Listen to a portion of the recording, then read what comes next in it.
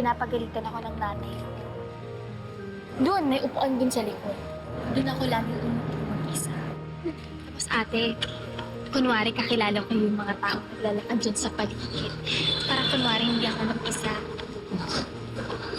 Tapos ate ganito, tignan mo yung mga tao dito. Huhulaan ko kung ano yung pinag-uusapan nila. Ayan ate, tignan mo yung dalawang mata. Uy, ano ka ba? Huwag ka magturo. Sige ate, huhulaan ko kung ano pinag-uusapan nila. Saan na ba yung postiso mo?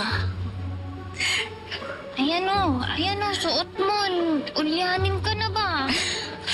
Jen, ano ka bag mo? Ito, nandito pala sa loob ng bag ko. Ayan, ang ganda mo naman ngayon. Syempre, nag-ayos ako ng kilay ko ngayon.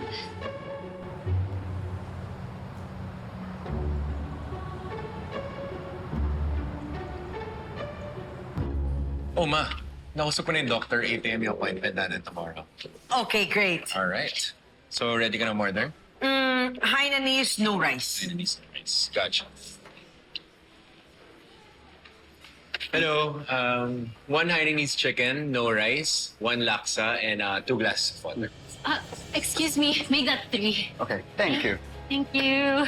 Grabe, na-stress ako. 2 hours delayed yung flight, but at least I made it. Let's see.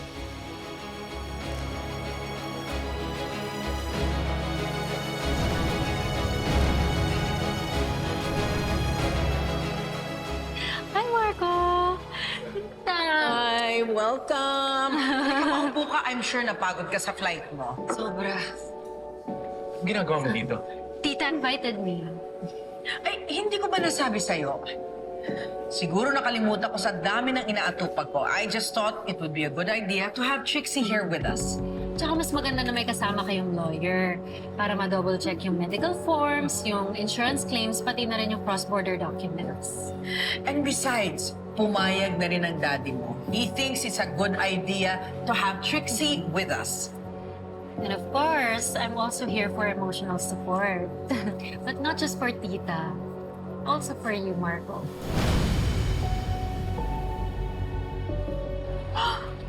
Sorry, Ay, eto ate, bagay sa'yo. Oh, black, bagay sa'yo.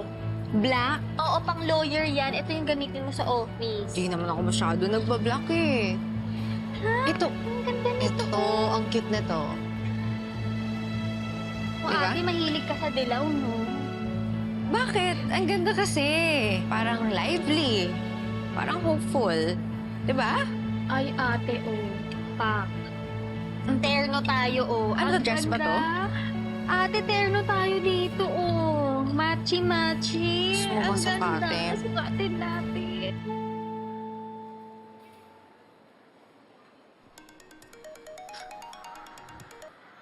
Hello? Beshi, hello. Oh, dumaan kami sa bahay mo. Sabi ni Yaya, wala ka raw? Kasama ko kasi si Angel eh.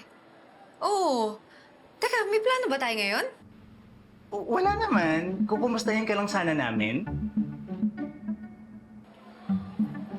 Ate, ready ka na ba? Wait lang, tawagan na lang ilan kita mamaya. Ano sinabi? Sabi mo depressed si Vanessa. Oo nga. Nag-away sila ni Marco. Kakakausap ko lang ang saya-saya ni Vanessa. Kasama pa si Angel, nagtatawanan sila. Ay, naku ha? Hindi ganun ang taong heartbroken ha?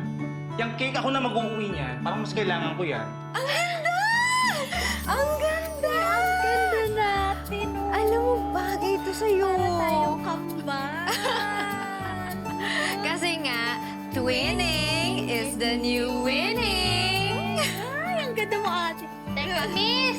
Miss, kunin na namin to, ah. Agad-agad? Oo, ate, kung oh. magbayad ha.